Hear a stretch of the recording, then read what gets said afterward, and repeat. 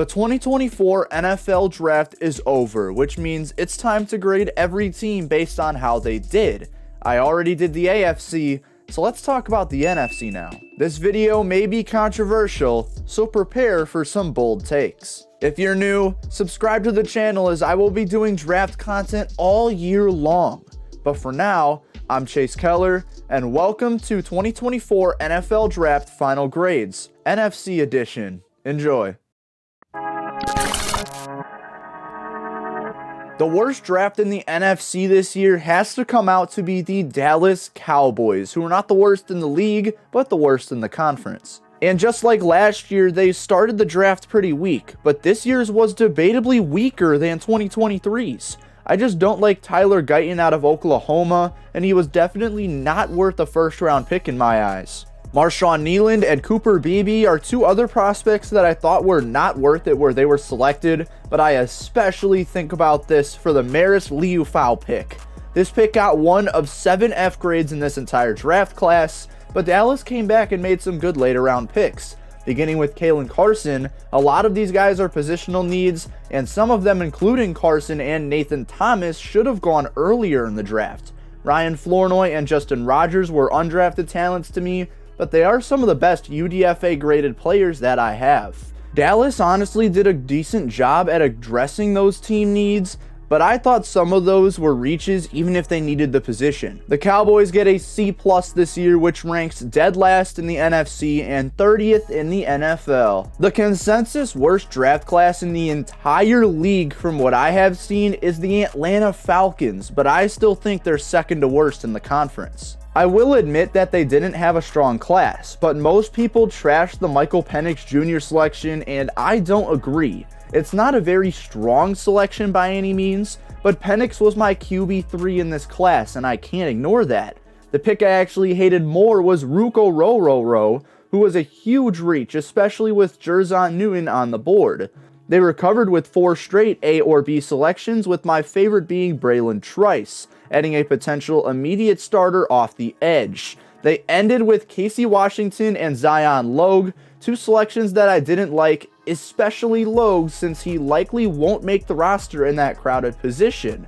With the weak start and a weak end to the class, I don't think Atlanta got this one right. That's why they have the second to worst draft in the NFC and the 4th to worst draft in the NFL. Here is a big controversial grade that I have in this draft, as I don't think the Arizona Cardinals cooked up this year as many people do think. I've seen a lot of A grades for this class and I just don't get it, but I do have one positive thing to say. I think they did a fantastic job at filling up their positional needs. At the same time, I don't think they did it with the right guys. Darius Robinson, Max Melton, Isaiah Adams, and Tip Raymond were all reaches in my opinion, especially Raymond since I had him at 214th on my big board. But it's hard to have a god-awful draft when you start with Marvin Harrison Jr. Even if it was the easy pick, it's still an A+. I also like the Trey Benson selection in the 3rd round, even if I wasn't expecting it. The end of the draft was pretty weak as well, but as I just said, it's hard to fail when you get Marvin Harrison Jr. at 4th overall. This draft is a C+ like the last two, but it is ranked 14th in the NFC and 28th in the NFL. The Green Bay Packers draft class is one draft that just felt mediocre to me, which is why they are 13th on my NFC grades. The team had some good selections, including Jordan Morgan, who some people didn't like, but I thought snagging your left tackle there was worth it. And Javon Bullard was also a very good pick, and a starting core of Bullard and Xavier McKinney is lethal. But there were a couple mediocre picks, including Edgerrin Cooper, who was my linebacker 4 in this class, and Marshawn Lloyd, who was my running back 11 in this class. People won't like these grades, but oh well. Tyron Hopper and Evan Williams were 2 picks that I fairly enjoyed, as they were slight reaches but still good positional picks. And the depth was not great, with Jacob Monk, a 3rd safety in Keaton Oladapo, and Travis Glover being guys who I just didn't like going where they did. And the biggest criticism I have with them is not taking a cornerback until Kalen King, who is a fantastic pick, but I still think they should have used a 2nd or 3rd rounder on corner. So, unless they plan on switching a safety over to cornerback, I have the Packers at a C+, which is ranked 13th in the NFC and 26th in the NFL. Moving on to number 12 in this conference, the New York Giants are held back by only having 6 selections, but their draft wasn't bad by any means. They kicked this draft off with a great pick in Malik Neighbors and followed it up with another A-grade pick in my number 1 safety, Minnesota's Tyler Nubin. And while they did not have any other A-grade selections in the rest of the class, they didn't have any D or F-grade selections either. Andrew Phillips was not the pick I particularly liked though, just because I'm not as high on him as your normal guy would be. Theo Johnson and Darius Mausau also picked higher than I would have had them, but they are solid selections at high needs. And Tyrone Tracy Jr. is a pick that I just can't get behind because he joins a packed running back room as an RB4. So New York made a draft that some people see as great because of positional needs, but I think they could have done better in terms of who to take for those needs. Give me a B for this team, which ranks 12th in the NFC and 23rd in the NFL. A lot of people think the San Francisco 49ers draft class was one of the best this season, but I politely disagree, and here's why. They didn't address the offensive line more than I wanted them to. I was expecting 3 O-line picks at minimum, and they only got 2. Those 2 picks were graded much differently, as I thought Dominic Puni was a fantastic selection, but Jarrett Kingston was just okay. Outside of the O-line, they started their draft class off mediocre with the picks of Ricky Pearsall and Renardo Green, both positional reaches in my opinion. But after Puni, it slightly picked up with Malik Mustafa being a solid mid-round pickup and Isaac Guerrero being a high upside selection. Then Jacob Cowing brought another A grade, as he was the 5th best receiver on the board, and I'm not complaining about 2 receivers in this class. A solid ending with Kingston and Tatum Bethune brings forth a draft class that wasn't bad, but wasn't great either. San Francisco gets a B in this draft, which translates to the 11th best draft class in the NFC and the 21st best in the NFL. Entering into the top 10, I have the Carolina Panthers, who just like San Fran is highly recognized by the media, but I also just can't see them being higher than this, and it might be with the fact that Xavier Legette is my wide receiver 14 and I thought he was a reach here. And I'm a big Chuba Hubbard believer, so I just don't like spending a second rounder on a running back. I also thought Trevin Wallace was a reach, as he was my linebacker 12 and he was the 3rd one taken in this draft. But after Wallace, Carolina really picked it up. Beginning with an A+ selection in Jatavion Sanders, who I am very high on, him falling to 101 is just wild to me. This was an elite pick out of Carolina here. Then Chow Smith-Wade, Jaden Crometti, and Michael Barrett ended this class strong, buffing this grade up from a C range to a B range. The Panthers did a great job at surrounding Bryce in this draft, but I do think they could have done a better job at picking different players for those positional needs. Despite that, they still get a B grade. This ranks 10th in the NFC and 20th in the NFL. The Seattle Seahawks had a really good 3/4 of their draft, but I thought they did miss out on some picks. But let's start with the positive side. 2 straight A grades in Byron Murphy and Christian Haynes gave me high hopes for this Seattle class. Tyrese Knight wasn't the best pick they could have made at 118, but I still thought it was decent because of the positional need. But after that came the question mark. I'm not a fan of AJ Barner as a prospect, as he got a mid-7th round grade from me, not the guy to pick in the middle of the 4th. Nonetheless, they picked it back up with 2 B-grade selections, an Auburn corner Nehemiah Pritchett and offensive lineman Sataoa Laumea. Then they got one of the biggest steals from this class with another Auburn corner in DJ James, who I thought was rounds better than Pritchett. And even though they closed out with Michael Jarrell, they still had a good draft class and made some impact picks. Seattle gets a B+ for this draft class, which ranks 9th in the NFC and 17th in the NFL. 9 teams down, 9 teams to go. The Washington Commanders kick off the back half of this list. They made some strong selections and also didn't have a pick worse than a C+, but they just didn't have enough A's this year either. 2 of them came in the 2nd round, but Jaden Daniels didn't get an A as he was my QB4, but it was still a decent QB choice nonetheless. The 2 A grades are Jerzon Newton and Mike Sainristil, two guys that should make immediate impacts, but not immediate starters, as Newton is smothered in that positional group. Then we go C+ and B+ back and forth, beginning with a slight reach in Ben Sinnott, but a smart selection in Brandon Coleman. Luke McCaffrey is a pick I'm torn on since I had him as a 5th round talent, but he joins a wide receiver room where he should receive opportunities. Jordan McGee, Dominique Hampton, and Javonte Jean-Baptiste wrapped this draft up, which was good, but not great, but that's not particularly a bad thing. The Commanders get a B+ this year, which is ranked 8th in the NFC and 15th in the NFL. The Los Angeles Rams are ranked 7th this year, and we start getting into the territory of drafting special teams players that I just can't grade. They kicked the draft off with the Jared Verse selection, and I gave it an A and nearly gave it an A+. But then it slowed down a bit. Braden Fisk is a defensive tackle that I'm not a huge fan of, and by picking Blake Corum, I guess you won't be paying Kyron Williams. But Cameron Kinchins was a good selection, as I didn't like him going as high as he was projected to, but the last third will do.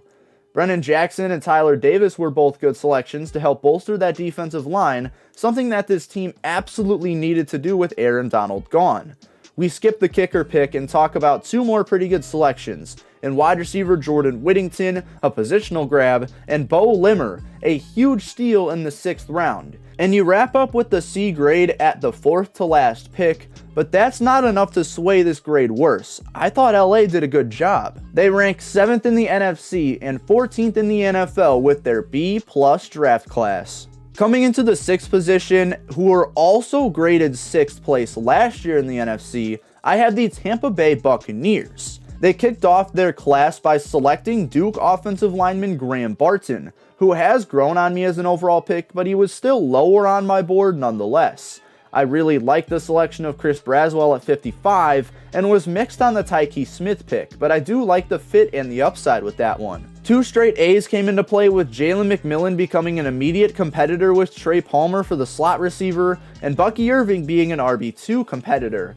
The only grade that wasn't an A or a B was UTEP's Elijah Klein, who I think helps with O-line depth, but I just didn't have him as a draftable prospect.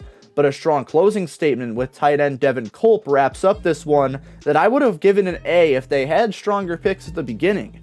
But nonetheless, this draft was still strong for the Bucs, and they picked up a couple immediate impact players. The Bucs receive a B+ in this draft class, that being the 6th best in the NFC and the 13th best in the NFL. Getting into the top 5 here, I have the Detroit Lions, who have proved me wrong with their drafts before, and I finally have one that I like beforehand.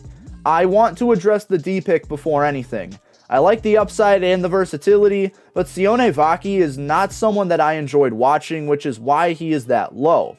But the rest of the picks were fantastic. Beginning with Terrion Arnold, who was a steal in a cornerback class that I really love. And on that same note, I really like the Ennis Rakestraw Jr. selection as well. And he was actually my cornerback 5 in this class, above guys like Cooper DeJean and Mike Sainristil. Offensive tackle Giovanni Manu was a surprise to me that early, but I looked into him and this guy could really pay off for Detroit. And closing with 2 A grades in Mekhi Wingo and Christian Mahogany, who was a massive steal by the way, this Lions team had a great draft class, and I can finally say that I enjoyed one of theirs. This class gets an A- grade, which ranks 5th in the NFC and 9th in the NFL. And for some reason, me saying the Philadelphia Eagles are ranked 4th in the NFC this year is controversial because many people have them at number 1 in the whole league. But I have a reason here. They had 2 C- selections that I will dive into later, but Quinyon Mitchell was a great start for this class. He was not my number 1 corner, but being first off the board was expected. After taking another corner in Cooper DeJean with pick 40, the first C- pick came with Jalix Hunt, and I think you pulled the trigger on him too early. But the draft kept showing its strength. Will Shipley and Anais Smith were good picks before an elite one in Jeremiah Trotter Jr., bring another Trotter into Philly, and he was an absolute steal, the potential steal of the whole draft. Then you follow that up with Trevor Keegan and Johnny Wilson, 2 more good picks that just make this draft even stronger. Sadly, Dylan McMahon wasn't a good last pick, but nonetheless, this draft was extremely strong despite having a 4th place ranking. That 4th place NFC ranking, along with a 7th place ranking across the whole NFL, puts them at an A- grade. The Minnesota Vikings are my number 3 draft class here, primarily because they dominated the beginning of the draft. The expectations are high with 2 first-round picks, but they still exceeded those. First off, they get their franchise quarterback in J.J. McCarthy, the hopeful savior that will get them back to a potential Super Bowl. And then they take the falling Dallas Turner, who is absolutely an A+ given the need and the player. Then they get 2 straight A selections, getting Kyrie Jackson at 108 with elite player value, and Walter Rouse at 177 to fill up a big depth need. NA on the kicker, but once they took that kicker, the quality of their draft went down by taking 2 reaches in Michael Juergens and Levi Drake Rodriguez. But wow, did they kill it in the later rounds. Those last 2 picks don't impact the grade too much as they aren't huge impact selections. So they get an A grade in this draft. That is the 3rd best in the NFC and the 4th best in the NFL. The runner-up in the NFC comes out to be the New Orleans Saints, who absolutely improved from last year's draft that I didn't particularly enjoy. And it's because they started with 3 A's. No A- picks, all pure A's. Talisa Fuaga was my prediction there, and it makes so much sense for that struggling O-line. Then you trade up to get Kool-Aid McKinstry, a good need in that cornerback room, and hopefully he develops into that starter. Then they get a huge steal in Spencer Rattler, who should immediately take that backup QB spot behind Derek Carr. Then a B+ in Bob Means, an A- in Jalen Ford, and an A- in Christian Boyd makes this seem like an A+ draft. But all A's and minimal B's are necessary for an A+ draft, and I just can't accept a C with Josiah Ekerim in the 7th round. But the C doesn't impact too much. It just ultimately takes them out of the running for the number 1 draft class, not just in the NFC, but also in the whole NFL. They have to settle for an A, which is 2nd in the NFC and 2nd in the NFL. And finally, the best 2024 NFL draft class in both the NFC and the whole league belongs to the Chicago Bears. They only had 5 selections in this one, and the reason this class doesn't get an A is simply because they only had 5 picks. But let's get into each one here. Caleb Williams is the easy number 1 pick, and even if Drake May was my QB1, this is still a fantastic, easy pick to make. Then taking Odunze at 9 wasn't my personal choice because of the need on the D-line, but Odunze is still a great pick nonetheless. Karan Amagaji was one of the guys I loved in this class because of his elite upside, and getting him at 75 is fantastic for Chicago if you can move someone inside. And I'm mixed on the Torrey Taylor pick because I hate taking kickers and punters this high, but this man is generational, and obviously you don't have a 6th or 7th to get him with. And then you wrap it up with Austin Booker, who is my most overrated edge in this class, but that's when he was projected to go a lot higher than 144. So the Bears worked on their needs perfectly, picked the right players, and they really just needed 1 or 2 more selections that were also A grades to get them to the next A+ level. They settle for an A here, but it's still the best draft in the NFC and the entire NFL. Well, those are my 2024 NFL draft grades in the NFC. Do you agree with those grades? What would you change? Let me know in the comments section below. Wait, are you not subscribed yet?